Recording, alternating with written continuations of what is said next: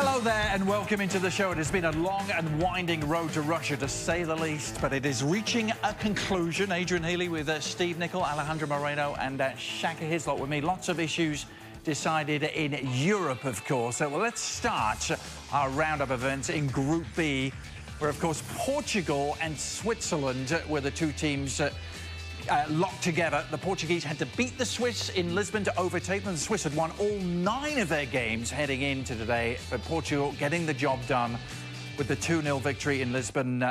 You see the other results, and it was fairly comfortable in the end, wasn't it, for the Portuguese? Didn't seem to be ever in too much trouble.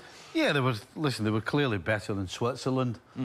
Personally, I think Switzerland kind of got caught up in whether to go forward or whether just not to lose the game. In the end, the best team won this game, and that sure was Portugal.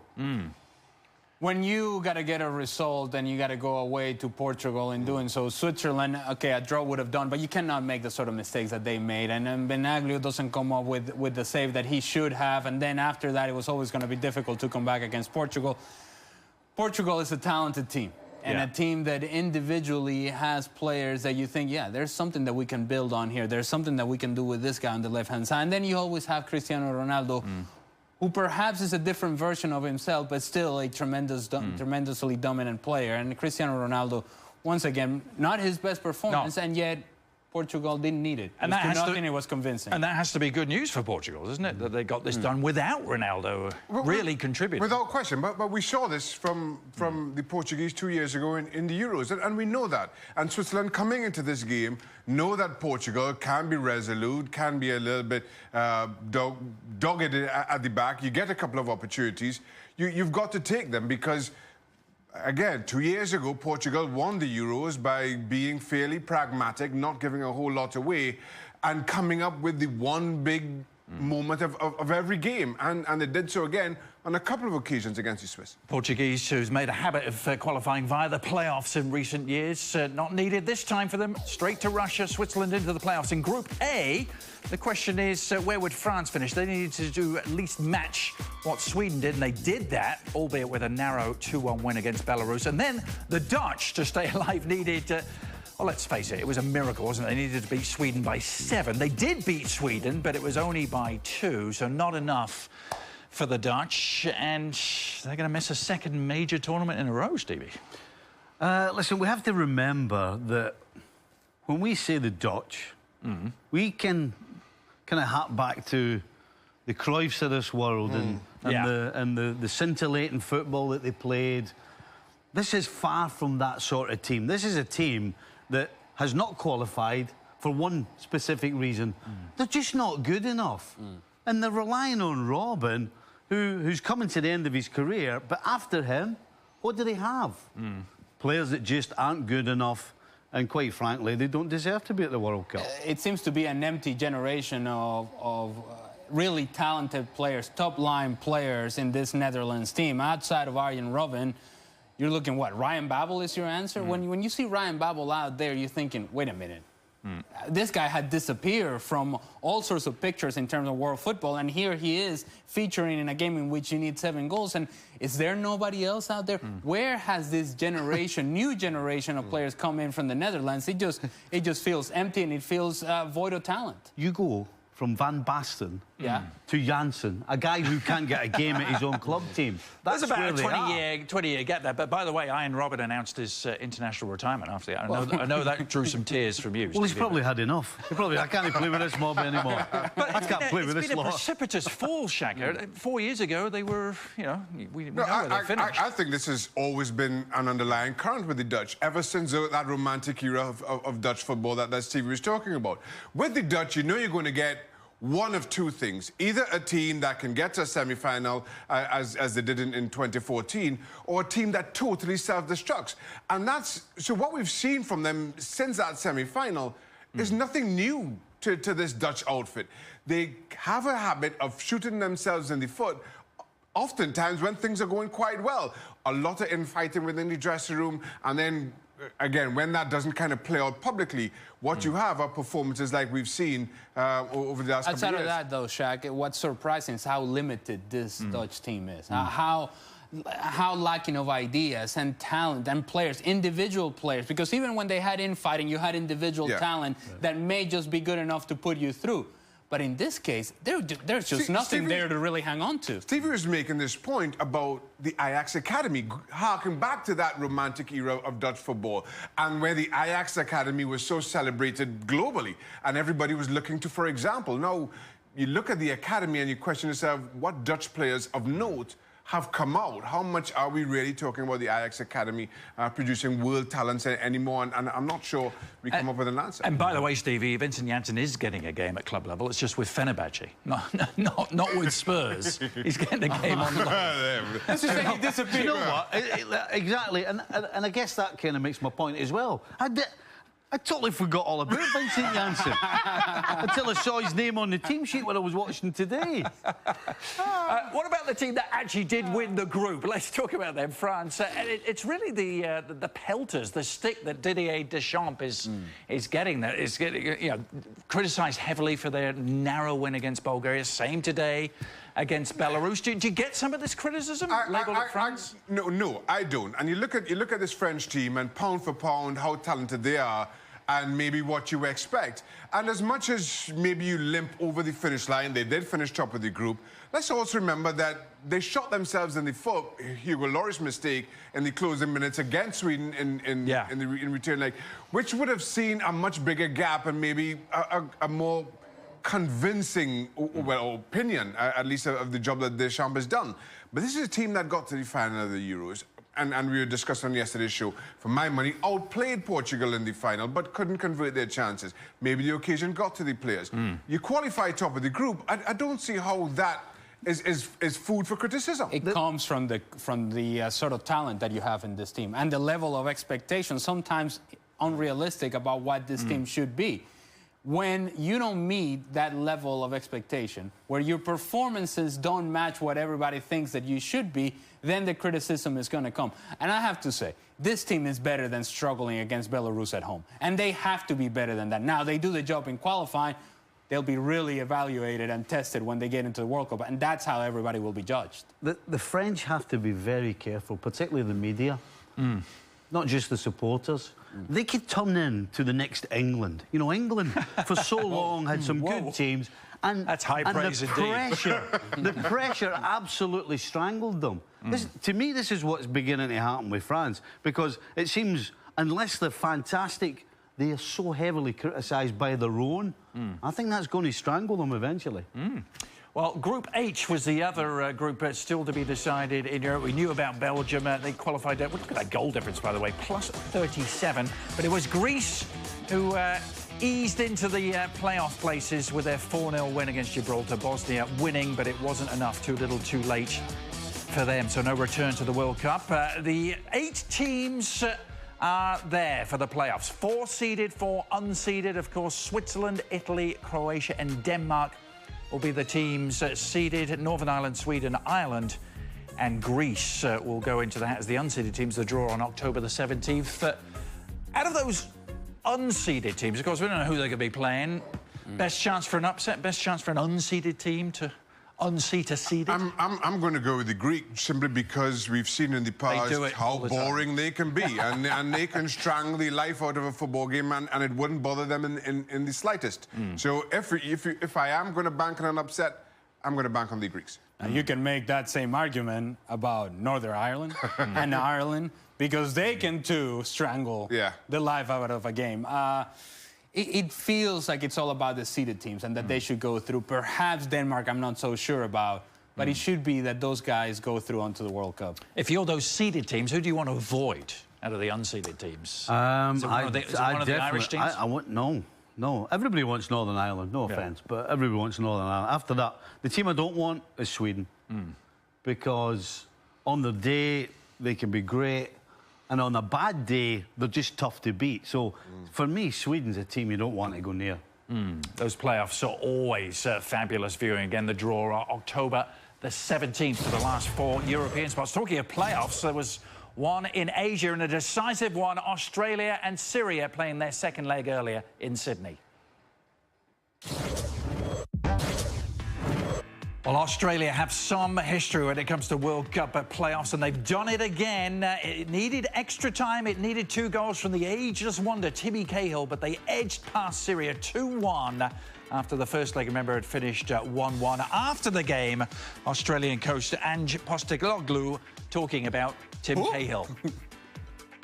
Yeah, look, he's just he's a freak. I can't even, I'd hazard to think when the last time he played 90 minutes was, let alone 120. But he's just a threat, and he's got real belief in himself. He's just a real unique, extraordinary individual, and he led from the front today. Mr. Postecoglou knows what he's talking about. I thought I'd better get that right. And him as well. By the way, he's a lively That was one, his brother I was referencing earlier. I was really excited. Good thing they won. But seriously, Tim Cahill, 2 months short of his 38th birthday, Steve, he does it again. As the coach said, when was the last time he played 90 minutes, let alone 120? And the 2 goals that he scores are Tim Cahill-type goals. You know, the first one, a superb ball thrown in. There was never any question he was going to miss that chance. And the second one is more of a ball just kind of hopefully thrown in. But he's so good in the air. He times things so well. He's so accurate. And he just makes it happen. Look, great for Tim Cahill. Fantastic. 50 goals, by the way, that he's now. able to do this for his country. But it does beg the question. Where are the other strikers in Australia? That this is the player that still is the one that is coming up with the big goals for you. It feels like there should be somebody else, but as long as he is the guy and he continues to score goals, he'll be out there. He says he's going to carry on scoring them too. And absolutely right. I mean, the thing with Tim Cahill, he doesn't just score these bread and butter goals, which you've seen him do for so many years, but you look back at some of his goals that he scored at international level on the World Cup stage, absolute pearls, and how he continues to do it is simply beyond me, because he's leading this Australian team from the front, and I don't see that as any kind of slight on strikers coming through. I just think Tim Cahill is that good. 50 goals now for the Socceroos, who have a chance to make it to their 4th consecutive World Cup. When we return, bad news for Liverpool. No Sadio Mane over the weekend, injured on international duty, and, well, more than an injury, perhaps, for Mr. Aubameyang. Now, returning to domestic matters, let's have a look at Liverpool's next 8 opponents. Of course, they have the big Premier League clash against Manchester United that opens up the weekend, and then, of course, the Champions League clashes with Maribor Spurs as well coming up in the Premier League. Why are we showing you Liverpool's next 8 opponents? Well, every chance that Sadio Mane is not going to be a part of any of them. Injured on international duty, Steve. Injured a hamstring playing for Senegal. He could miss up to 6 weeks. Disaster. How big a blow? That big? It's an absolute disaster. With Man United and Tottenham coming up, it's an absolute disaster. Listen, when you're Liverpool and you need to score at least 2 goals every game, to know that you might win the game, because Liverpool give a goal away every game pretty much. Yeah. Without Manny, those odds go way down. And against Manchester United and Tottenham, who have been as good as anybody in the Premier League defensively, I mean, that's a tough ask. Can't they just put Coutinho into the front 3 and jig things around behind? Well, it's not... Listen, Liverpool pretty much rely on Coutinho, Salah and Manny as the goal scorers. Firmino is more of the guy that links it all together. So you've taken one of those threats away, you're left with 2. So you're pretty much putting it all on 2 guys for 6 weeks. I'm not so sure that they're capable for that length of time. It's also a different type of player, Coutinho, than Sadio Mane. Coutinho's a guy that likes to get in the ball, likes to get in between the lines, where Mane does give you the option that if you win the ball right away, you can play it in behind, and he has that sort of speed that can get in behind and create chances for himself on one-on-one situations. When he's on the flank, when he's in the middle, he's a guy that creates for himself and for others. A different type of player. I think this is a big, big loss for Liverpool. Is he Liverpool's best player, Stevie? Would you go that far? I mean, you called it a disaster. Well, listen, you know, and the one thing Ali didn't mention that we don't see enough of, in my opinion, today, is actually somebody running at defenders. Just getting after it. Yeah. I didn't mention that, by the way. I said take 1v1 situations. but you know, and everybody loves watching Liverpool because attacking-wise, they've got everything. They will play balls in behind. They will have Manny running at people. They will pass it around teams. So you're basically taking a weapon away from Liverpool. And as I said, against sides that can defend, then that's tough. Jurgen Klopp's glasses must be steaming up in advance of this. Yeah, it must be, and it has to be frustrating. And I mean, given what we've seen from Liverpool so far this season. But to answer your question, Nate, I think Sadio Mane is Liverpool's best player. But then they had to cope without Mane for, what, a couple of months when he's away on Africa Cup of Nations duty. Yeah. I think they did so well enough, but still, regardless of how you try to spin this and the silver lining that you may try to find, as I just did, this is a huge, huge blow for Liverpool. The truth is that when he went away to the African Cup of Nations and came back, the roof was caving in on Liverpool, and he just never really got back in a sort of way of what they had been before or prior to that. Again, I cannot stress this enough. This is a big, big loss for Liverpool. And that is what you call a professional segue, by the way, talking of African Cup of Nations. What about the news coming out of Gabon, and specifically out of the mouth of Pierre-Emerick Aubameyang? Remember, Gabon went to Morocco and lost by 3-0. Morocco in great shape now. Gabon eliminated, or pretty much eliminated, from World Cup qualifying chances. But, of course, it was what happened prior to the game that has come under some attention. Aubameyang claiming there was some, should we say, dodgy orange juice involved in Morocco. Don't drink orange juice. It's really simple. I've heard all the coaches saying this was such an important game. Well, I'll tell you what, it was such an important game that you didn't cover yourselves by making sure you drink bottled water and that's it. It's a concept, by the way, that we were even doing 3,000 years ago when I was playing. Well, what sort of things did you do to cover yourself? We took our own food, and all you drunk was bottled water. Real simple. All your own food. You stick to those rules, and you won't end up with food poisoning or a bad stomach. The surprising part is that Camacho, the coach for Gabon, comes out and says, we've actually been told that this is an issue. And yet you don't prepare for it. So go back to what Stevie was just mentioning. I remember with the national team, not only was it bottled water, it was like from the package in which it came from and whatever warehouse they got it at, we literally had to open up the package and open up the water and know for certain that that water was coming from the place that we thought it was. Would you guys take your own stuff with you? Traveling with Venezuela? Yes. You would? Yes. Yeah, we did as well, even small Trinidad and Tobago. But yes, absolutely, this is on Gabon. Gabon have a huge responsibility to bear here. But in the follow-up now, I think there's also a responsibility for CAF to investigate, to try to figure out, to do some blood testing. They do drug testing after games. Surely you can figure out if there's something onto what went on, because, pardon the pun, but this leaves an awful taste in everybody's mouth. Weren't you there for weren't you there for the dodgy lasagna, the West Ham Spurs thing? You were, That wasn't our lasagna. that was on Spurs and their lasagna. Oh, okay. They're imported lasagna from North London. So who prepared the lasagna for them? That was me. Okay. I was the chef for Spurs. It was all right. Our lasagna was good. And that playoff you went to Bahrain, similar thing? You brought all your stuff? We took our chef there, and he prepared our meals. We, did what we needed to do. But it's just common sense. Yeah. It's not it would seem to be. We're not coming up with something that's crazy. This is common sense. Even if you just have one person in the kitchen overseeing things. I mean, it's just, it's not rocket science. It really isn't. All right, Gabon left with a bitter taste in the mouth. I just used that joke! He can't help himself. It's worth recycling. Worth recycling. Get your own material. Check your local listings. Next show, I'll use Shaka's jokes again.